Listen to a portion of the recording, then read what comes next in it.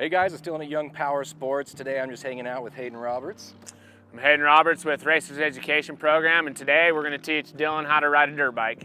We're going to go over the rider triangle real quick. So the number one thing we start off in rider triangle is keeping your head up and over the bars. We want to keep our arms up here. We want to feel the bars in the palm of our hands and not in our fingers. When you do that, you got a good line of direction where you want to go. Second is keeping our knees squeezed to the bike. Squeeze and tight with our knees. We need to be locked into the bike so that we have full control.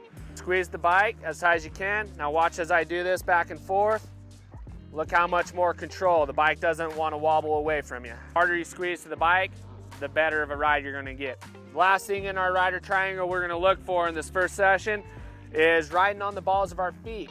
It gives us a better feeling of the bike and being able to put pressure to the rear of the bike. And not only that, when we start to learn how to hit jumps, whatever our suspension doesn't take, our ankles are going to act as suspension as well and going to compress. We can use our toes to drive into the bike or into the foot pegs to keep our hips back and drive our body forward, up and over.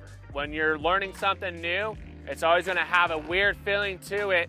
Doesn't mean it's wrong, it just takes time. But when you get all this down, you'll start to build confidence and it'll start to come around for you.